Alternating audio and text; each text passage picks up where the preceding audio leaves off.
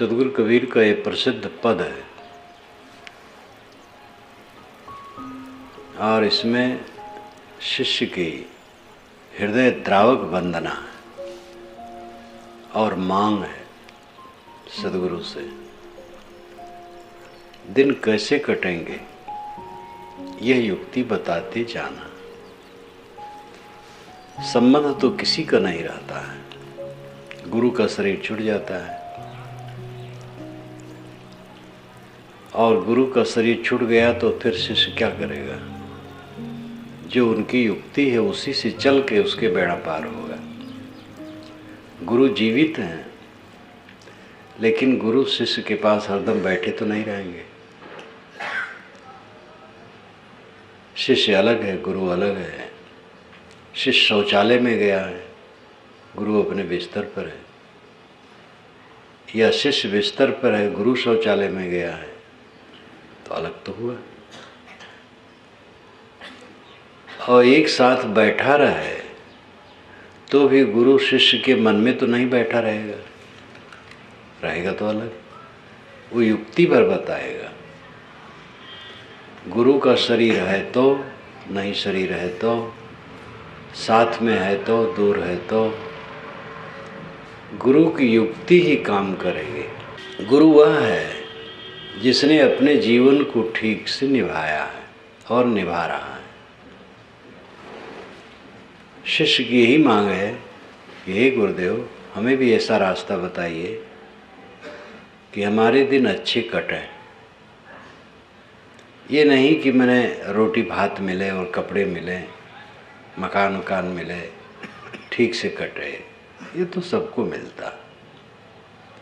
हम लोग मकान बनाए हैं, रोटी भात बनाते हैं। जानवर मकान नहीं बनाए, रोटी भात भी नहीं बनाते। स्वाभाविक भोजन और स्वाभाविक आवास है और वस्त्र की आवश्यकता नहीं। वसन, असन, निवसन, ये तीन होते हैं। वसन वस्त्र, असन भोजन, निवसन मकान। जानवरों के असन होते हैं, वसन और निवसन खास नहीं होता है। भोजन वो करते हैं लेकिन कोई निश्चित घर नहीं होता है और कपड़े नहीं होते। कपड़े तो बिल्कुल ही नहीं होते हैं। कुछ कुछ जानवरों के बिल होते हैं, घोंसले होते हैं, लेकिन कोई अस्थाई मकान नहीं होता है और उन सब का जीवन कटता है। तो शिष्य ये नहीं मांग रहा है गुरु से कि हे गुरु जी, कैसे दिन कटेंगे,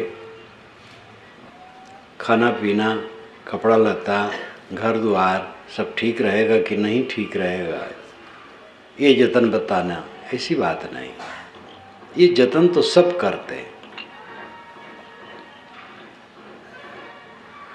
दिन कटने का मतलब है कि सुबह से शाम तक हमारे मन की दशा क्या रहती है।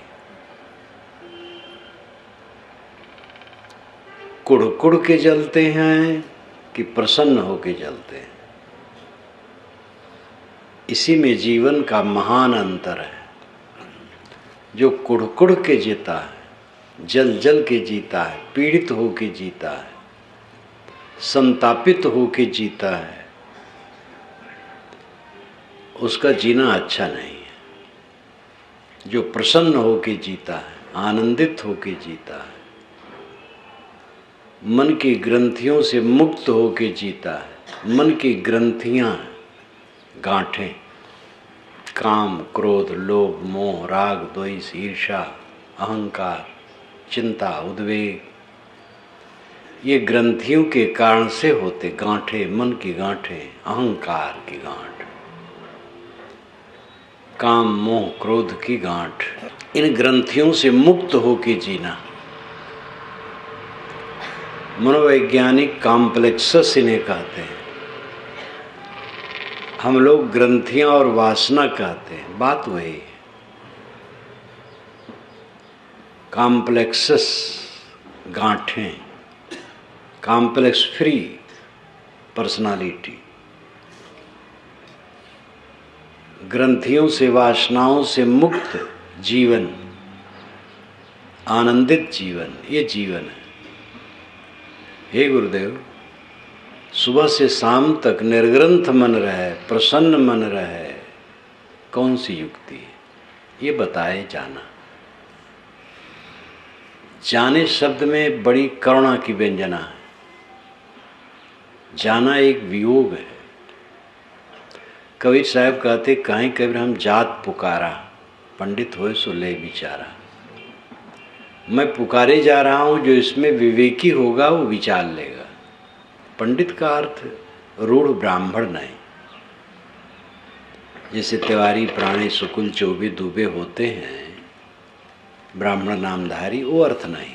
पंडित का मतलब विवेकी, सत्यासत्य विवेकिनी बुद्धि पंडा। सत्यासत्य विवेकिनी बुद्धि को पंडा कहते हैं। यस्य बुद्धि पंडा सो पंडिता, और जिसकी बुद्धि पंडा है वो पंडित है। जिसकी बुद्धि सत्यासत्य विवेकिनी है, सांच और झूठ को अलग करती रहती है जिसकी बुद्धि, उसकी बुद्धि पंडा है और वही पंडित है। किसी खानदान में पैदा हो, विवेकवान पंडित है।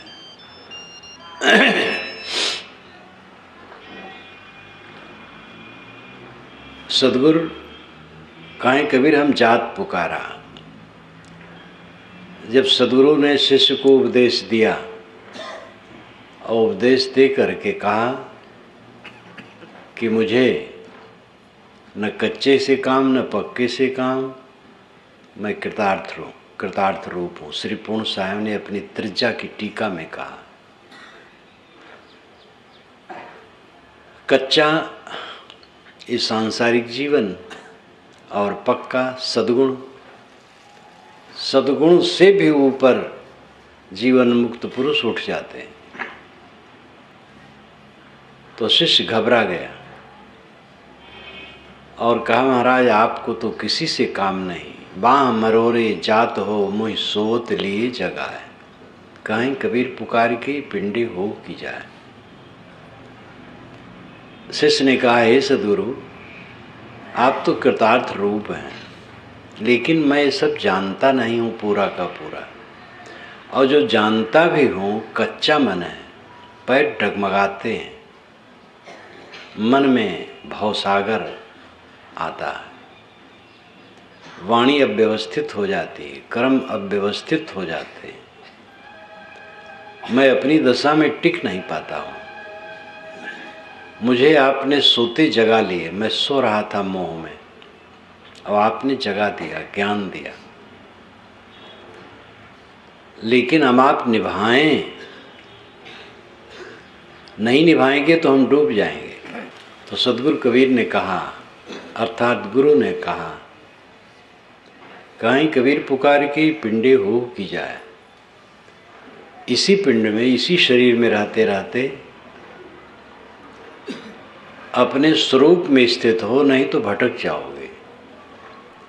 श्री पूर्ण साहब ने टीका करते हुए कहा, जाको तू गुरु कहता और कबीर कहता हो सो कहाँ है। हक ना हक धोखे में पड़े मत, इसी पिंड में पारक में स्थित हो। गुरु और कबीर हमें रास्ता दिखा दिए।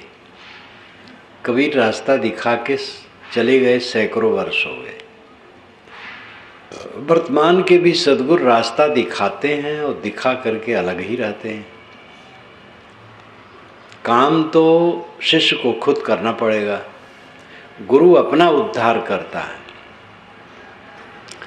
और जिस रास्ते से अपना उद्धार करता वो रास्ता बताता है। अब शिष्य का काम है कि उसका आचरण करे। शिष्य का अर्थ है शासन मानने वाला। शासन कहते हैं उपदेश को। संस्कृत भाषा में शासन का अर्थ होता है उपदेश। अथ योगानुशासनम, योग दर्शन में पतंजल महाराज ने कहा, अब मैं योग के विषय में उपदेश करने जा रहा हूँ जो पहले से उपदेश होता रहा है। तो शासन का मतलब है उपदेश, और शिष्य है जो उपदेश को माने, शासन को माने, वो शिष्य। गुरु अपना उद्धार कर चुका है और उस दशा में वो निरंतर रह रहा है। एक बहुत बढ़िया मंत्र है श्रुति का, पूर्वेकादश द्वार मजस्यावकृचेतसः अनुष्ठायन सोचते विमुक्तश्च विमुच्यते एतत् वैतत्। ये कठ उपनिषद का है। यमाचार्य ने नचिकेता को उपदेश करते हुए बताया है। नचिकेता ने पूछा है, एम प्रेते विचिकित्सा मनुष्य अस्तित एके नायम अस्तित चेके। जब आदमी मर जाता है तो उसके विषय में लोगों के मन में भ्रम रहता है, विचिकित्सा भ्रम रहता है। अस्तित एके, एक कहता है कि मर जाने के बाद भी आत्मा नहीं मरता है, वो है नायम अस्तित चेके। लेकिन एक कहता नहीं, कुछ नहीं रहे, मरा और ख़त्म हो गया। तो महाराज ऐसा प्रश्न है, इसमें असलियत क्या है? तो यमाचार्य ने बहुत अपना पिंड छुड़ाना चाहा। अंत में नचिकेता के प्रबल भाव को देख करके उन्होंने उत्तर दिया, और कठ उपनिषद इसी में बना, बहुत महत्वपूर्ण उपनिषद है। उसी में उन्होंने कहा, पूर्व एकादश द्वार मजस्यावक्र चेतसा, पुरम एकादश द्वारम अजस्य अवक्र चेतसा। 11 दरवाजों का ये शरीर नगर है और इसमें एक अजन्मा सरल चेतन निवास करता है। पूर्व एकादश द्वार मजस्यावक्र चेतसा है। 11 दरवाजे के नगर मानो शरीर में अजस्य अवक्र अचेत सचेत। अवक्र, अजस्य अवक्र और अचेत। जो अज हो, जन्मे ना, और अवक्र हो, टेढ़ा ना हो, शुद्ध हो, सरल हो, और चेतन हो। इस शरीर के अंदर में एक आत्मा निवास करता है, जीव निवास करता है, जो अजन्मा है, सदा से है, और अवक्र है, शुद्ध है, निर्मल है, और चेतसः चैतन्य। अनुष्ठान सोचत, जो इसका अनुष्ठान कर लेता है वो चिंता नहीं करता। अनुष्ठान का मतलब है उपासना, अनुष्ठान करना,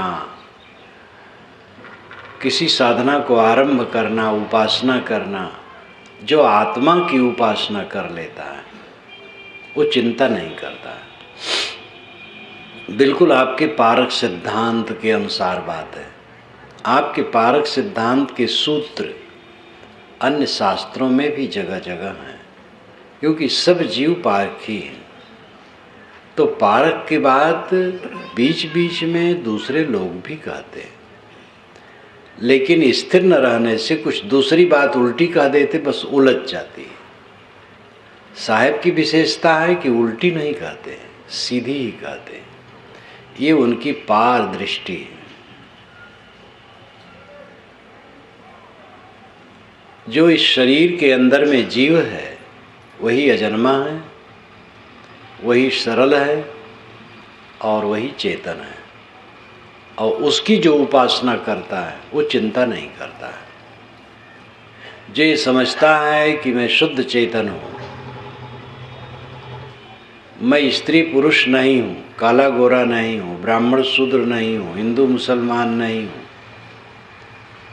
धनी निर्धन नहीं हूँ, विद्वान विद्वान नहीं हूँ, शरीर के सड़ने से मैं सड़ता नहीं हूँ, शरीर की जीर्ण होने से मैं जीर्ण नहीं होता हूँ, मैं तो शुद्ध चेतन हूँ। यह भाव जो रखता है और इसी में अनुराग रखता है, इसी का चिंतन करता है, तो यही उसका अनुष्ठान करना है। उपासना करना, तो चिंता नहीं करता है। शरीर गलता है तो मैं शरीर थोड़े गले, उसका स्वभाव है गलना। प्रिवियोग होता है, प्रिसंयोग होता है, उथल पुथल संसार में निरंतर होता रहता है। अपनी मानी गई वस्तुएं बिखरती रहती हैं, तो मेरा क्या जाता है। संग चले सो धन है, संतो छूट जाए सो माया। जो साथ में चले वो धन है, जो छूट जाए वो माया है। और सब छूट जाता है, केवल आत्मा ही आत्मा के साथ है और सब छूट जाता है। इसलिए आत्मा ही आत्मा का धन है। इसीलिए बीजक के पाठफल में कहा गया है, आत्म धन जेहि ठौर है, बचन कबीर उपदेश। आत्मा रूपी धन जिस जगह है, कबीर के वचनों का उपदेश उसी के लिए है। कबीर जिसका उपदेश करते हैं उसके वचन आत्मा के लिए, जीव के लिए। आत्मा रूपी धन, आत्मा आपका धन है। और ये जो पक्का निश्चय कर लेता है और इसी में अनुराग हो जाता है और यही निरंतर इसी भाव में रमता है, न सोचत, वो चिंता नहीं करता है। अगर कोई मर गया तो समझता है तो मरना ही था, जो मिला है वो तो बिछुड़ना ही था। किसी ने निंदा कर दी, विचार उसका है, समझ उसकी है, कर दिया होगा। जब समझेगा तो ऐसा नहीं करेगा, उसके लिए दुखी होने की जरूरत नहीं। किसी ने प्रशंसा कर दी, उसका मन है, जब मन बदल जाएगा तो निंदा भी कर सकता है। जो अपनी आत्मस्थिति की ऊंचाई पर चढ़ जाता है तो दुनिया की वस्तुएं उसे छोटी दिखाई देती। आप अगर किसी पर्वत पर चढ़ करके देखें तो ये गांव छोटे छोटे लगेंगे। काफ़ी ऊंचे पर्वत पर चले जाएं तो गांव छोटे छोटे लगेंगे, खेत बिल्कुल बहुत छोटे छोटे लगते हैं, नाले नाली की तरह, नदियां नाली की तरह दिखाई देती हैं। ऊंचाई पर चढ़ जाने पर सारी चीज़ें छोटी लगती हैं। जो आत्म शांत की ऊंचाई पर चढ़ जाता है उसके लिए दुनिया की सारी चीज़ें छोटी हो जाती हैं। जैसे कोई सम्राट हो जाए, बादशाह हो जाए, तो उसके लिए छोटी छोटी झोपड़ियाँ क्या मूल्य रखती। राजभवन में है वो और विस्तृत राज्य का सम्राट है, तो उसको छोटी छोटी झोपड़ियाँ, खेत, ये सब का क्या मूल्य है। जो आत्म शांति पा गया उसके लिए इस दुनिया छोटी हो जाती है, इसलिए उसको चिंता नहीं होती।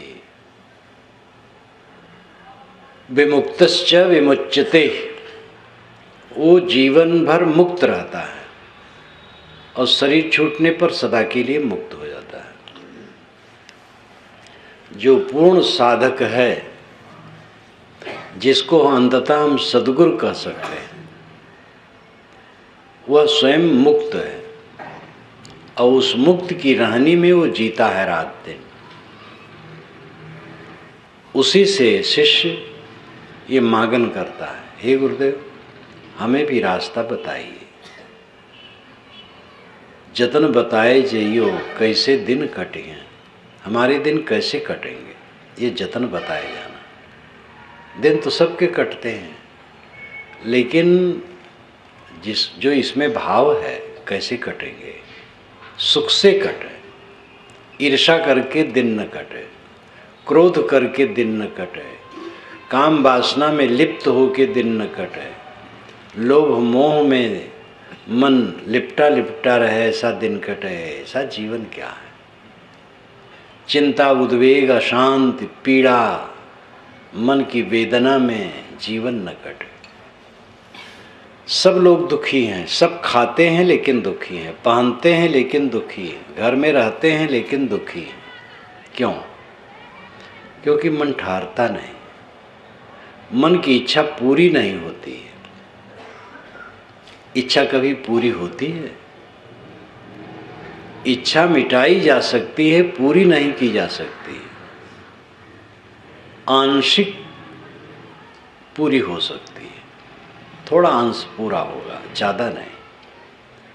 एक इच्छा पूरी हो जाने के बाद दूसरी इच्छा खड़ी हो जाती है, इसलिए वो पूरी होती ही नहीं है। जब इच्छा छोड़ दी जाती है तभी पूरी होती है। इसीलिए सदगुरु कबीर ने व्यंग किया है बीजक में, परे न पूर दिनों दिन छीना, तहाँ जाए जहाँ अंग बिहोना। पूरा नहीं पड़ता है मनुष्य को और दिन दिन वो छीण हो रहा है। परे न पूर दिनों दिन छीना, न पूर पड़ने मतलब क्या है? संतोष नहीं होता है, तृप्ति नहीं होती, आनंद नहीं आता। बचपना से बुढ़ापा तक समय बीत गया, लेकिन अभी तक तृप्ति नहीं हुई, संतोष नहीं हुआ, मन आनंदित नहीं हुआ कि उस आनंद में क्लेश ना आए।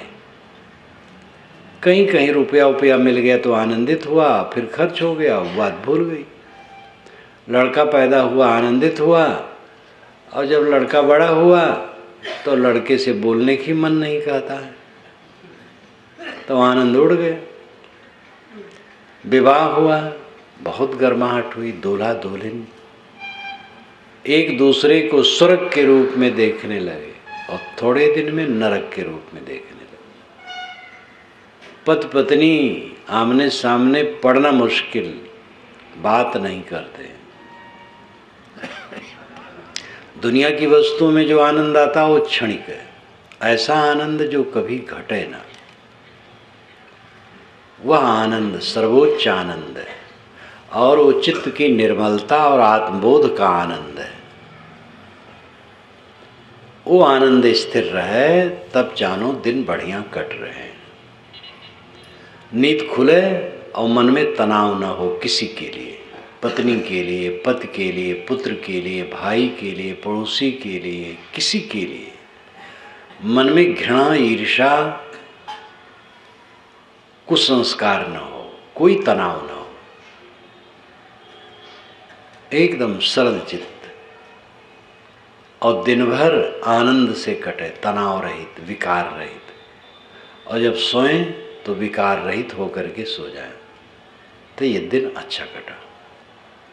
और अगर क्रोध आया, उलझन आई, उद्वेग आया, मानसिक संताप आया, किसी के लिए कलह आया, विवाद आया, उद्वेगों में उद्वेगित होकर के जल रहे हैं, तो क्या दिन कट रहा है? दिन तो कट ही जाता है। रो रो करके कटने से क्या मतलब है? आनंद से दिन कटे। ये पद बहुत छोटा है साहब का, इतना द्रावक है। कैसे दिन कटिए जतन बताए चाहिए। कैसे दिन कटिए में व्यंजना जो है, और जतन बताए जइयो में जो व्यंजना है, बड़ी तीव्र है। कैसे दिन कटे हैं, हमारे दिन कैसे कटेंगे, कैसे कटें? आनंद से कटें। इसलिए गुरुदेव जतन बताए जइयो, बताए जइयो। जइयो शब्द में वियोग की व्यंजना है कि गुरु जी तो जा रहे हैं, वो तो कृतार्थ है, हम अभी कृतार्थ नहीं हुए हैं। और कहीं इसी बीच में गुरु जी का शरीर न रहे तो क्या होगा? और हमारा कौन बेड़ा पार करे, कौन समझाएगा? लेकिन ये साधक को समझना चाहिए कि गुरु मरता नहीं, देह मरती है। जो गुरुपद है वो नहीं मरता। गुरुपद में स्थित संत सब समय रहते हैं और वे रास्ता बताएंगे। एक होता है साधक और एक होता है सिद्ध साधक। साधक होता है जो अपने मन को सुबस करने का प्रयास करता है, बीच बीच में उसे विकार आता है, मन उद्वेगित हो जाता है, वाणी अव्यवस्थित हो जाती है, कर्म में चंचलता आ जाती है। तो इस प्रकार बीच बीच में हो जाता है, लेकिन वो सुबस अपने को रखने का प्रयास करता और सुबस रहता भी है। ये साधक का लक्षण है। और जब ऐसी अवस्था आती है कि मन बिल्कुल निर्मल रहता हर समय, और वाणी ठीक और कर्म ठीक, सब ठीक, तो सिद्ध साधक है। सिद्ध है, परिपक्व है, लेकिन साधक वो भी है। जब तक शरीर है तब तक उसे भी सावधान रहना है। जो जीवन मुक्त है उसको भी सावधान रहना है। सावधान नहीं रहेगा तो ठीक नहीं। तो एक साधक होता है, एक सिद्ध साधक होता है। संत जन अगर साधक हैं तो बहुत है, तो दूसरे साधकों के लिए वो सहारा बनेंगे। और सिद्ध साधक हैं कोई तो बहुत बढ़िया है। दुर्भाग्य यह है कि बहुत ऐसे वेशधारी मिलते हैं जो एकदम बहिर्मुख हैं। वे न तो ध्यान करते हैं, न अध्ययन करते हैं, न निर्विवाद रहने में निष्ठा रखते हैं। उलझन, उद्वेग, लड़ाई झगड़ा, तू मैं। केवल एक व्यवसाय, साधु कपड़ा पहन करके एक व्यवसाय, पूजा पाठ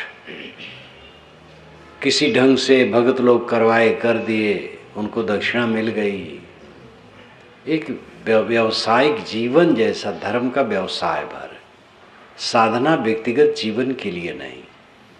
तो ऐसे लोगों को, साधकों को, गृहस्थों को ज़्यादा नहीं मिलता है। गृहस्थ लोग अपनी दुनियादारी के ताप में स्वयं तपित हैं। वे संतों के पास जाते हैं एक ही कामना से कि हमारा जलता हुआ मन शीतल हो जाए। साहब ने कहा भी है, साधु बिरच सत ज्ञान फल, शीतल शब्द विचार, जगमा होते साधु नहीं जर मरता संसार। साधु वृक्ष है और उनके शब्दों का विचार शीतल छाया है। सत्य ज्ञान का उसमें फल लगा है। ऐसे संत जगत में न होते तो जगत के लोग जल मरते। गृहस्थ लोग अपने घर परिवार में हैं, वहाँ तू मैं, पता नहीं क्या क्या ऊंच नीच सब है, और उसमें उद्वेगित होते हैं, बेचारे कष्टित होते हैं। संत के पास जा करके वे शीतलता चाहते हैं, और संत जिनका नाम है वे उद्वेगित हो, वे लड़ते हो, वे झगड़ते हो, वे लोलुप हों, चंचल हों, तब गृहस्थ लोग कहाँ जाए। इसलिए साधुओं की संपत्ति वैराग्य है, भक्ति है, ज्ञान है। साधु बाबा, गुरु बाबा का बड़ा मठ है, इसका महत्व नहीं, और उनके पास धन ज़्यादा है, इसका महत्व नहीं, उनके अनुगामी ज़्यादा है, इसका भी महत्व नहीं, वो विद्वान हैं, इसका भी महत्व नहीं। वे शीतल है, आत्मसंतुष्ट है, तृप्त है, विवाद रहित है, कुतर्क रहित है। तो फिर साधकों के लिए वे अमृतदाता है।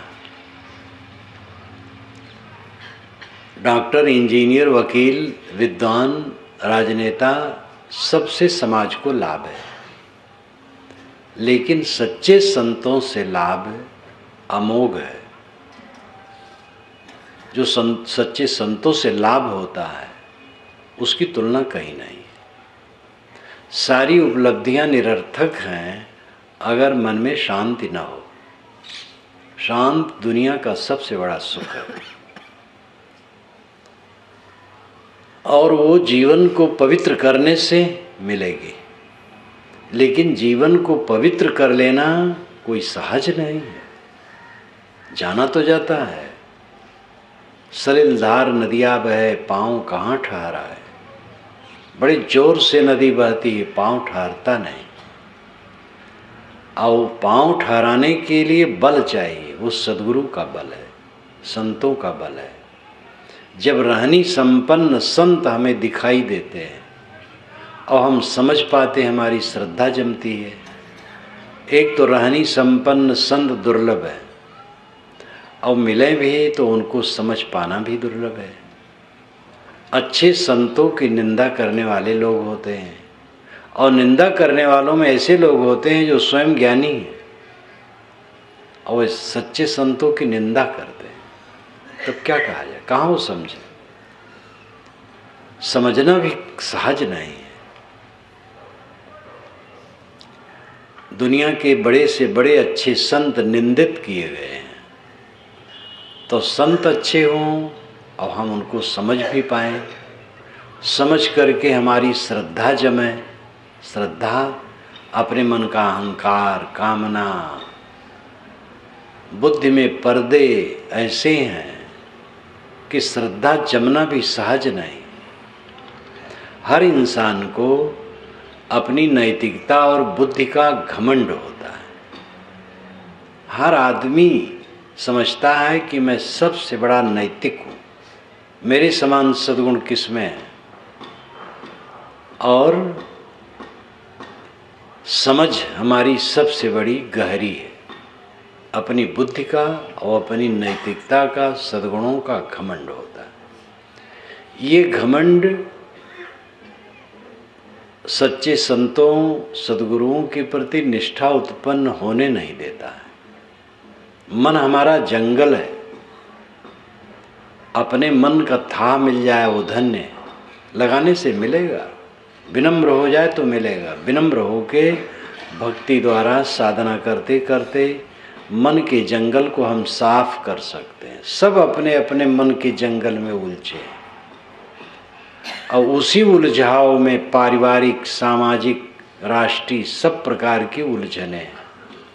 मन उद्वेगित है तो परिवार में उद्वेग आएगा, हमारा मन उद्वेगित रहेगा तो हम अन्यथा कहेंगे, जैसा नहीं कहना चाहिए वैसा कहेंगे, और जब वैसा कहेंगे तो दूसरे लोग और उद्वेगित होंगे और वैसे करेंगे। हमारा मन लोलुप है तो हम खाने पीने भोग की वस्तुओं पर आपाधापी करेंगे, चुराएंगे, छल करेंगे, धोखा देंगे, तो उसमें बिगड़ेगा। हमारे मन में गड़बड़ी है तो वाणी में और कर्मों में गड़बड़ी होगी, और इन गड़बड़ियों से सब द्वंद्व आएगा। सारी गड़बड़ियों का मूल गड़बड़ मन है और सारी अच्छाइयों का मूल निर्मल मन है। मन ही मूल है। मन एव मनुष्याणाम कारणम बंध मोक्षयो। मोक्ष और बंध का कारण मनुष्य के लिए मन ही है। मन ठीक हो तो अपनी समझ वैसी हो कि हम समझ पाएं संतों को, गुरुओं को, और श्रद्धा जमा पाएं, ये भी बहुत मुश्किल है। और जो ये कर ले जाता है वो धन्य है। तो गुरु मरता नहीं। गुरु संत सब समय दुनिया में रहते हैं, साधक घबराए ना। साधक कहता है हमें जतन बताए जाइए, कैसे दिन कटे। यही पार गंगा वही पार जमुना, बीच में मड़ैया छवाए जाइए। साहब के वचन अलंकारों में होते, भेद जाने तो अर्थ लगे, नहीं तो न लगे। कितने ऐसे अर्थ हैं। गंगा जमुना आप ज्ञान वैराग मान सकते हैं, भक्ति मड़ैया मान सकते हैं, अन्य भी अर्थ किया जा सकता है, यौगिक अर्थ किया जा सकता है। इड़ा और पिंगला, गंगा जमुना, मड़ैया सुषमणा की स्थिति, लेकिन वो एक उलझन का अर्थ है। सरल सादा अर्थ है कि वैराग और ज्ञान ये गंगा जमुना है और बीच में मड़ैया भक्ति। भक्ति शुरू में है, मध्य में है, अंत में है। बिना भक्ति के किसी का निस्तार नहीं। भक्ति से शुरू होती है लगाव।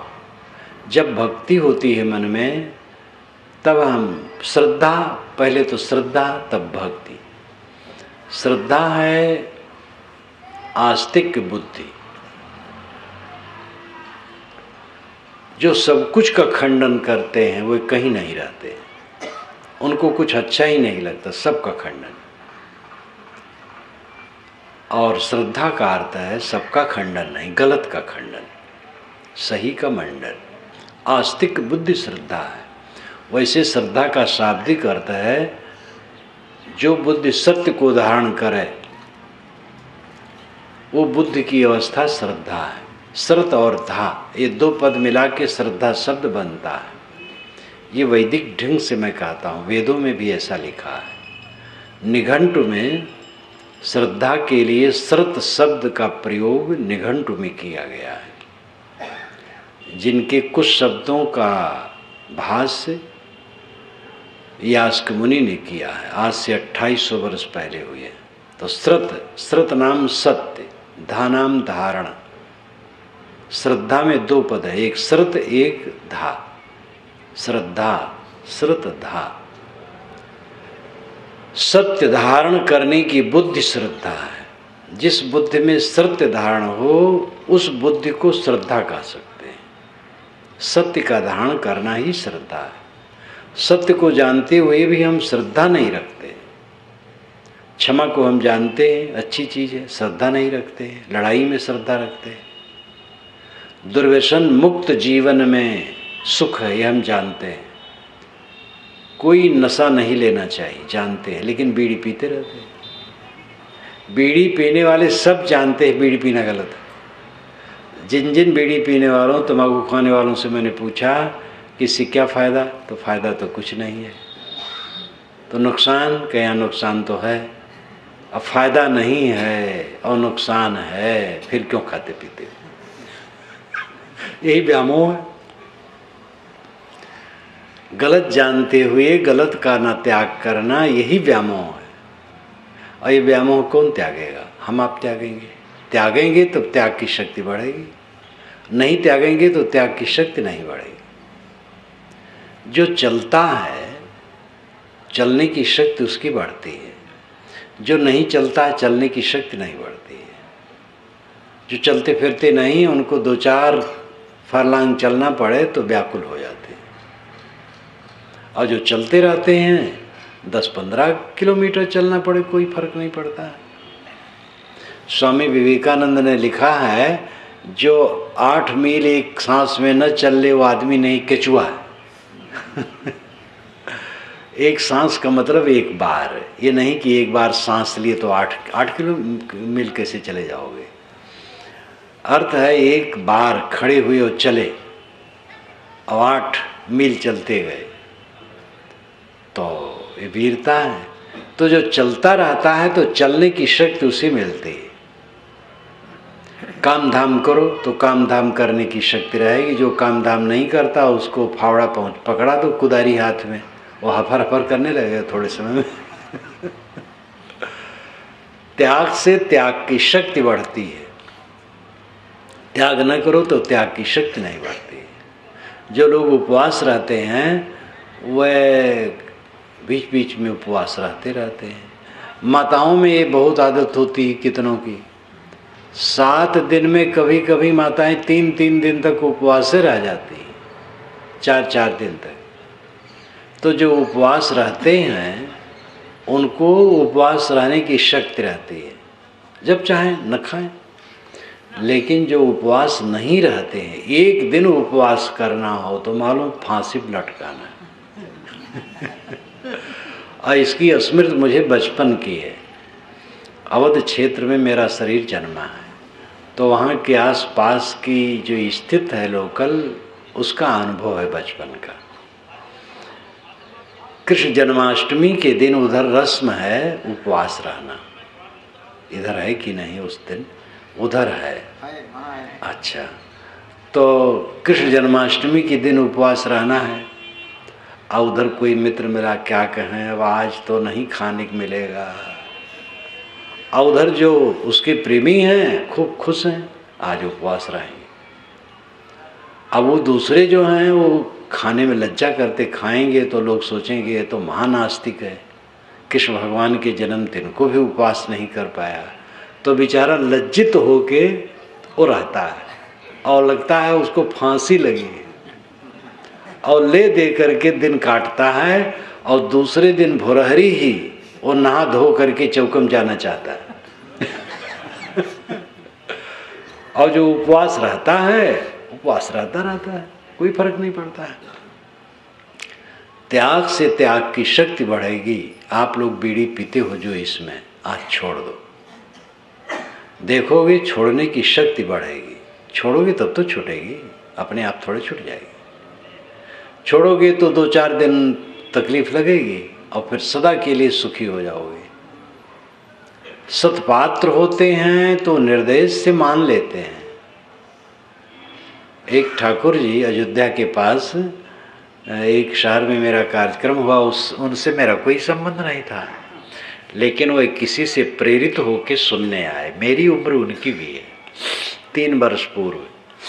तो सुने, और ठाकुर ठकार आदमी, सब खाते पीते थे। जब वहाँ से उठे तो एक दुकान पर सब बैठे, लीजिए ठाकुर जी सिगरेट पीजिए। तो सिगरेट हाथ में लिए, फिर पी नहीं पाए। उन्होंने मुझे बताया पीछे 2 वर्ष के बाद कि महाराज लगा कि आप खड़े हैं सामने और कह रहे हैं क्या कर रहे हो। तो मैंने कहा आप कभी नहीं पीऊंगा। तो सब गलत चीज छोड़ दिए, जो खाते पीते थे सब छोड़ दिए, और केवल एक प्रवचन सुने थे और परिचय मेरा नहीं था, सब छोड़ दिए। और छोड़ करके इतने दृढ़ प्रतिज्ञ हो गए, मेरी पुस्तकें पढ़ने लगे, मेरा सिद्धांत स्वीकार कर लिए। और इस वर्ष उन्होंने कार्यक्रम रखा, अब की बार दीक्षा भी उनकी हो गई। तो जब ये हिस्ट्री सब बताए, अब की बार वो बताए, पहले क्या जानूँ मैं, कौन सुनता है कौन छोड़ता है, मुझे क्या पता है। तो मैंने कहा भाई तुम सत्पात्र हो। कितने लोगों को तो कहते कहते मैं बुढ़ा गया, वो भगत है वो छोड़ते नहीं।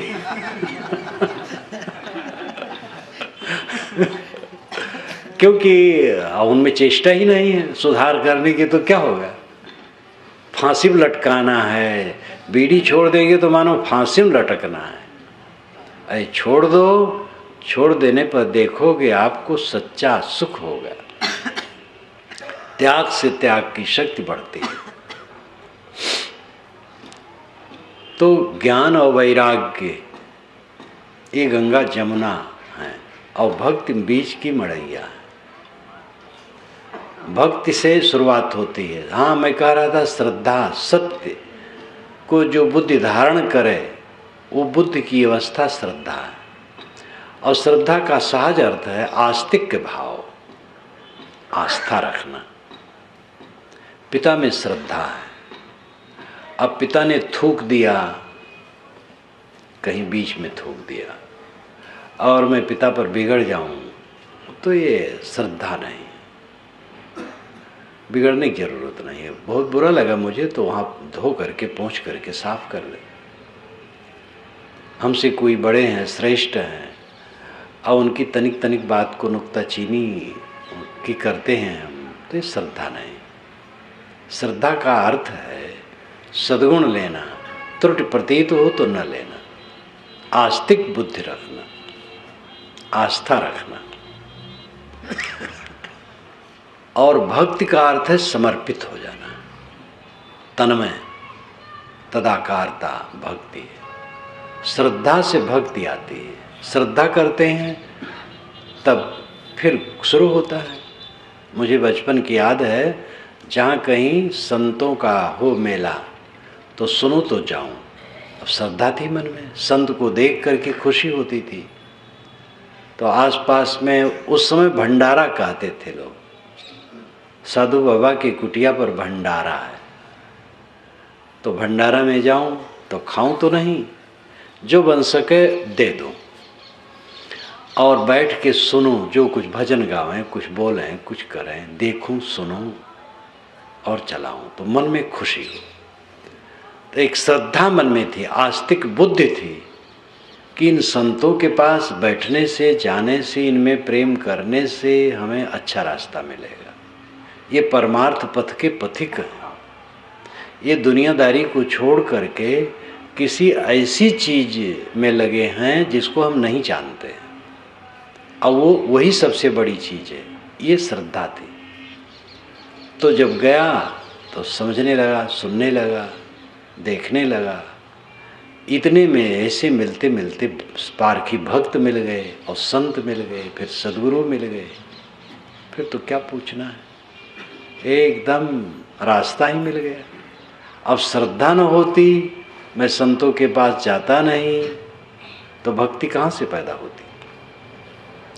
जब अच्छे संत मिलते हैं तब भक्ति पैदा होती, समर्पण भाव उत्पन्न होता है। लेकिन पहले तो श्रद्धा की जरूरत है, आस्तिक बुद्धि की जरूरत है, ये परमार्थ पथ के पथिकों में निष्ठा रखने की जरूरत है।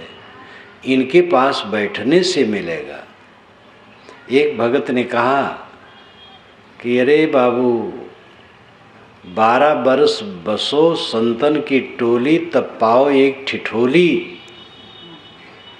उथवई काम करता था, रजगीर ईंट जोड़ता था, और कबीरपंथी भक्त था, और एक एक व्यंग करता था वो।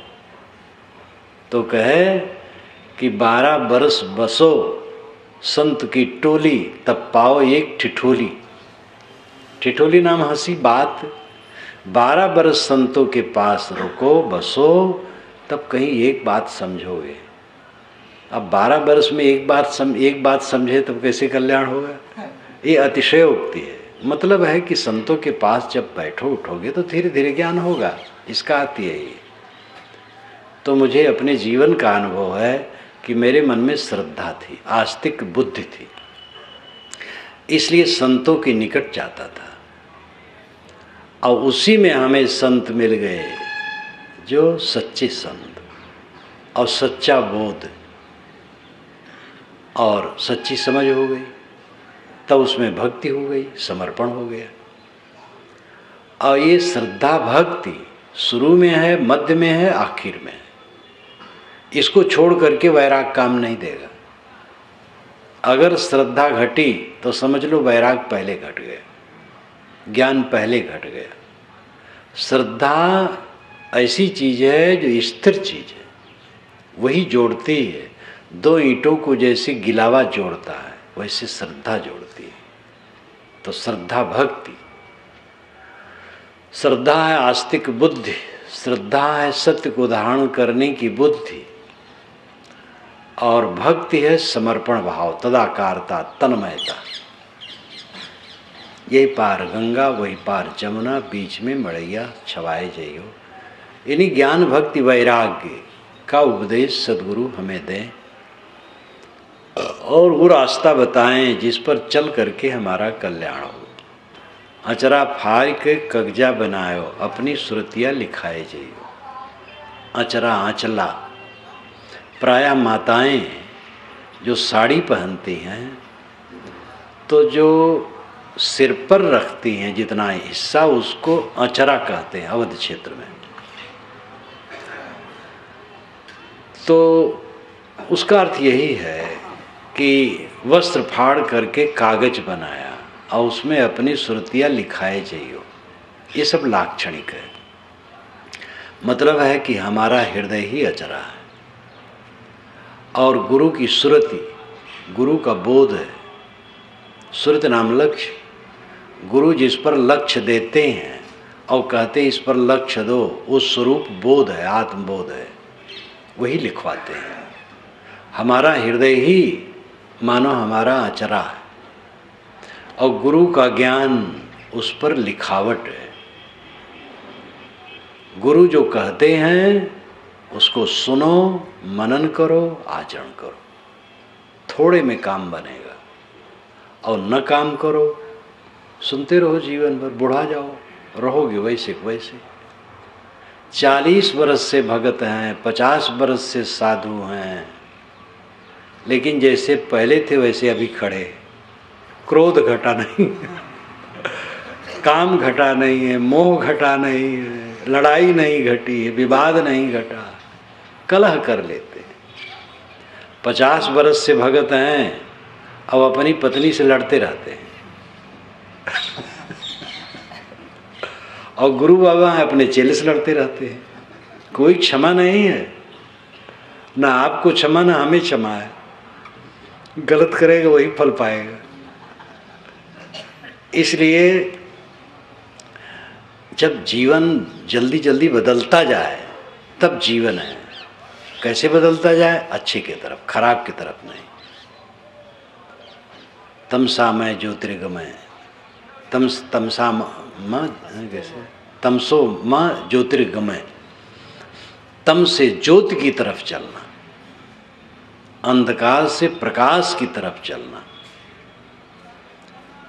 गलती दूर होती जाए, अच्छाई बढ़ती जाए, क्रोध घटता जाए, काम घटता जाए, मोह घटता जाए, ईर्षा घटती जाए, चंचलता घटती जाए, उद्वेग घटता जाए, विवाद करने की आदत, लड़ाई झगड़ा करने की आदत घटती जाए, खत्म हो जाए, ये अतिशयोक्ति से काम नहीं चलेगा।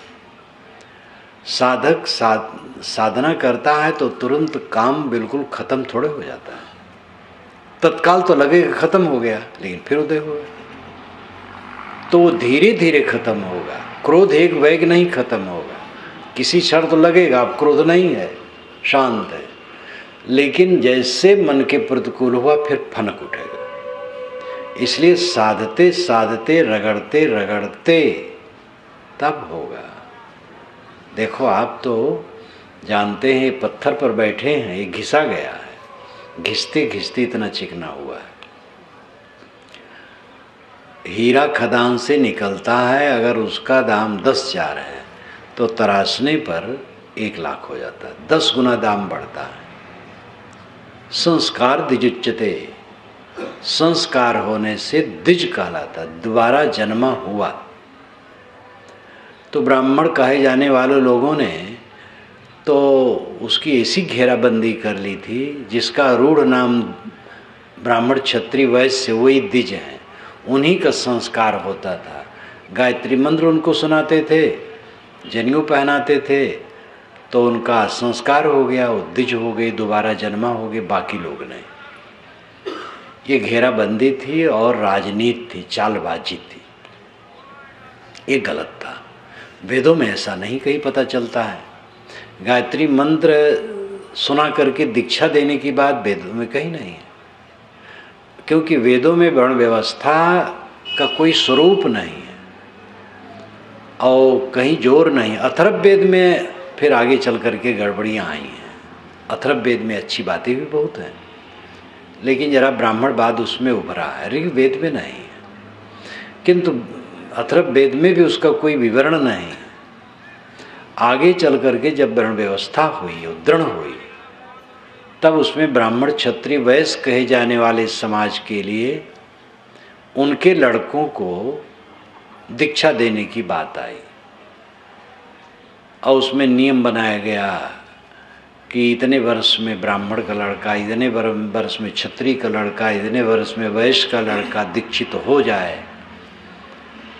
तो आचार्य आता था या आचार्य के पास जाते थे और वो वैदिक कर्मकांड के अनुसार जो आजकल होता है और उस समय होता था, उसमें क्या अंतर था तो कोई इतिहास तो है नहीं, लेकिन मैंने एक रूप दिया। गायत्री मंत्र सुनाए खास, वेद मंत्रों से कई कर्मकांड करते हैं, लेकिन खास बात होती है गायत्री मंत्र शिष्य के कान में सुनाते हैं और जनेऊ पहनाते हैं, तब कहते द्विज हो गया, दोबारा जन्मा हो गया। तो ब्राह्मण क्षत्रिय वैश्य ये 3 रूढ़ समाज के लिए किया, बाकी के लिए नहीं। शूद्र कहे जाने वाले बहुत बड़े समाज के लिए नहीं किया। ये अज्ञान पक्षपात है और बहुत गलत बात है। वस्तुतः मानव मात्र द्विजत्व का अधिकारी है, दोबारा जन्म का अधिकारी है। मनुष्य के 2 जन्म होते हैं, एक देह का, एक धर्म का। देह का जन्म तो मनुष्य पर सबका होता है, लेकिन मनुष्य वह होता है जो धर्म का जन्म जन्मे, गुरु से दीक्षित हो, और तब वो संस्कार हुआ। संस्कार कहते हैं साफ करने को, धोने को, खुरचने को, संवारने को, सुधारने को। संस्कृत इसीलिए कहा जाता है सुधरी हुई वस्तु, बनी हुई वस्तु, निर्मित वस्तु। तो संस्कार द्विजुच्यते, जब संस्कार हो गया तो दोबारा जन्मा हो गया। गुरु का उपदेश हमारे हृदय रूपी अचरा पर लिख गया।